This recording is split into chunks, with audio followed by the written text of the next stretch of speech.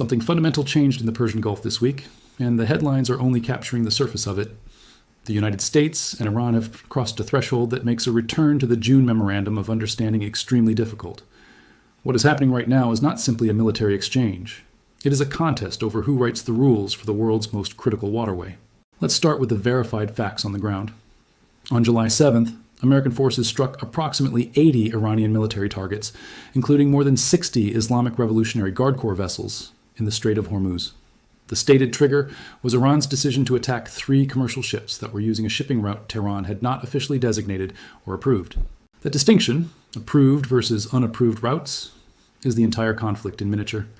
Tehran is not simply trying to survive this war that began when the United States and Israel launched coordinated strikes on February 28th.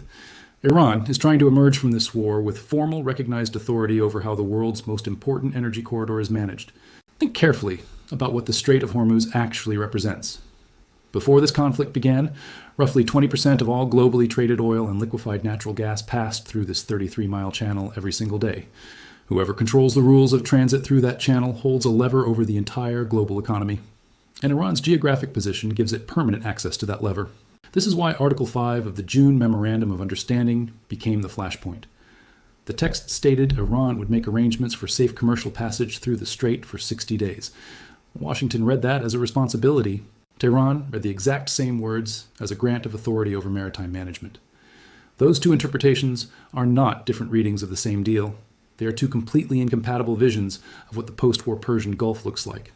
And when President Trump declared the memorandum effectively over from the NATO summit in Ankara on July 8th, he was not simply reacting emotionally to Iranian provocations. He was signaling to every Gulf state in the audience that Washington intended to reject Tehran's vision of Hormuz sovereignty, and that American military power would continue to enforce that rejection, regardless of diplomatic progress. Iran's response was rapid and deliberately wide in geographic scope. The IRGC launched drone and missile strikes against 4 American military installations across Kuwait and Bahrain, hitting facilities at Arifjan, Ali al-Salem, Juffair, and Sheikh Isa. Bahrain's air raid sirens activated. Qatar's early warning radar was targeted. Kuwait scrambled its air defenses.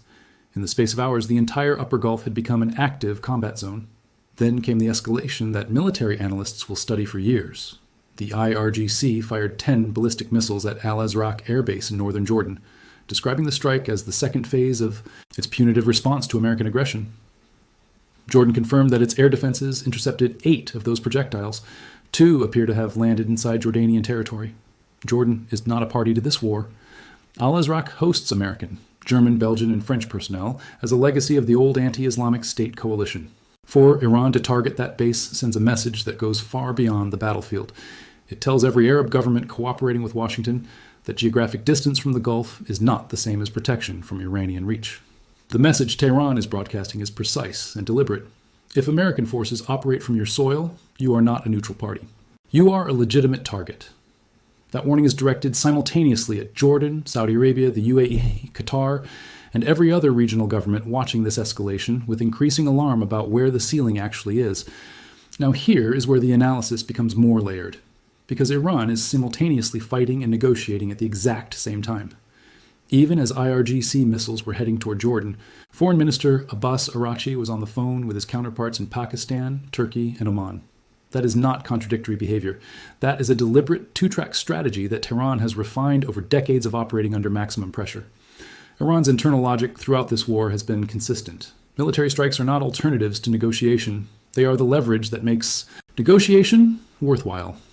Without the IRGC's continued capacity to threaten American installations and disrupt commercial shipping, Tehran has nothing to put on the table when envoys sit down in Islamabad or Doha or Switzerland. The United States responded on July 9th with a second wave of strikes hitting approximately 90 targets across Iran's southern coastal and eastern provinces. Explosions were confirmed in Bandar Abbas, the port city sitting directly at the mouth of the strait, as well as in Chabahar, Konarak, Bushehr, and Sirik. Power was cut to parts of Chabahar. Iran's health ministry confirmed at least 14 deaths and 78 injured across 5 provinces. 2 railway bridges were destroyed, and this detail matters strategically. One of them, the Akut-Take Khan Bridge in Golestan province, sits along the overland corridor connecting Iran to Turkmenistan, Kazakhstan, and ultimately China. Striking that bridge was not simply about degrading Iranian transport capacity. It was a message to Beijing that Washington can disrupt China's overland connectivity to Iranian markets, even while both sides publicly maintain ceasefire language. Oil markets responded immediately. Crude prices surged more than 4% on news that Trump had declared the ceasefire over. American gasoline prices, already more than 60 cents higher than a year ago due to months of Hormuz disruption, face renewed upward pressure from every additional day of military exchange. The economic pain of this geopolitical contest is being distributed directly to ordinary consumers filling their tanks. Approximately 6,000 seafarers remain trapped in waters near the Strait of Hormuz, according to the head of the International Maritime Organization. At the peak of the conflict, earlier this year, that number reached 20,000 people on 2,000 vessels. The IMO's Secretary General condemned both sides this week for placing civilian maritime workers in unnecessary danger, people who are simply doing their jobs in the middle of a state-level strategic argument.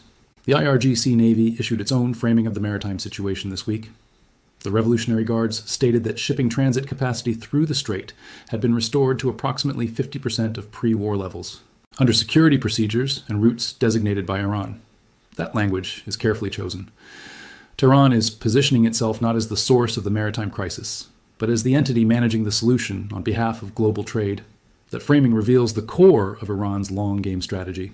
Tehran does not want the strait permanently closed. A closed strait means no Iranian oil revenue, no economic relief, and no leverage over the international partners Iran needs to survive this war. What Iran wants is an open strait that operates under its institutional supervision, generating both financial revenue and geopolitical recognition simultaneously. The succession question inside Iran adds a significant layer of uncertainty to all of this. Mojtaba Khamenei, widely expected to succeed his father as supreme leader, has not made a public appearance since the February 28th strikes that killed Ali Khamenei. His three brothers appeared at the funeral ceremonies. Mojtaba did not. Iranian officials have acknowledged he was wounded, but the severity has not been confirmed. This matters for negotiations because in Iran's constitutional structure, the supreme leader holds final authority over the decisions a peace deal would require. The nuclear program, the IRGC's operational posture, the terms of engagement with the United States. If it remains unclear who holds that authority with full legitimacy, it complicates the ability of any Iranian negotiating team to make commitments that are actually binding. Mohammad Bagher Ghalibaf, parliament speaker and Iran's chief negotiator, has remained the visible diplomatic face throughout this crisis. His public statement this week, warning that America had not learned aggression carries costs, was tough language, but it was diplomatic language. It left the door open. It was not a declaration of unlimited war. Trump's own statements have maintained deliberate ambiguity beneath the emotional rhetoric. On the same day he called the memorandum of understanding over and described Iranian leadership as scum, he told reporters that Iran had reached out seeking a new deal and questioned whether they were worthy of making one. That combination is a calculated signal. The door to negotiation has not been permanently shut, but the price of entry has just been raised significantly. The talks originally scheduled to resume today, July 11th, were planned well before this week's military exchanges. Negotiations had been paused to allow Iran's multi-day funeral ceremonies for Khamenei to conclude, with both Qatar and Pakistan indicating that discussions would restart at the earliest possible time afterward. Islamabad has emerged as the most likely venue, given Pakistan's role as the central diplomatic facilitator for this entire conflict. What any resumed negotiation would actually address remains the same set of unresolved issues it was before. The Strait of Hormuz management question, Iran's nuclear program, the terms of sanctions relief, tens of billions in frozen Iranian assets, and the status of Lebanese territory under Israeli occupation. These are the pillars of any final deal, and none of them have moved meaningfully closer to resolution in the past 72 hours of military exchange. Here is the hard structural reality that honest analysis requires confronting. The June ceasefire was never a resolution. It was a pause, while both sides determined whether a resolution was achievable. Both sides used that pause to continue advancing their underlying positions. Iran kept asserting maritime authority. The United States kept building amphibious military capacity in the region. Nobody fundamentally changed what they were asking for at the table. The shipping data tells the story with quiet brutality. Only 3 fuel tankers were tracked transiting the Strait of Hormuz on the worst day of this week's exchanges, compared to the pre-war average of approximately 138 transits per day. The strait is not contested. It is nearly empty. And every day it remains empty, the accumulated economic damage to global trade expands in ways that are difficult to reverse quickly, even after hostilities stop. What happens next depends on a set of variables that remain genuinely uncertain. Iran's leadership will have to make a fundamental strategic choice about whether to accept a settlement that provides some recognized maritime influence without full sovereignty and fee collection rights. The United States will have to determine whether continued strikes are actually changing Iranian behavior or simply escalating costs on both sides without producing the compliance Washington is seeking. There's a dynamic in military strategy called the escalation trap.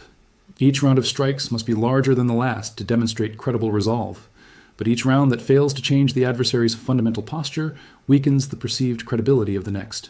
If Iran continues to absorb American air power without altering its maritime claims, Washington eventually faces a choice between escalating toward unclear objectives or accepting a negotiated outcome that acknowledges some version of Iranian demands. The next 72 hours carry more strategic weight than any comparable window in this entire conflict. Watch whether the strike exchanges continue or pause as the funeral period formally concludes. Watch whether Ghalibaf or Arakshi makes a public statement creating diplomatic space for resumed talks. Watch the shipping data, because the number of tankers moving through the strait is the most honest real-time indicator of where this conflict actually stands. The Strait of Hormuz is 33 miles wide at its narrowest point, but the decisions being made right now in Washington, Tehran, Islamabad, Doha, and Ankara will determine whether those 33 miles become the site of a new negotiated maritime order, or whether the military escalation of this week becomes the pattern that defines what comes next.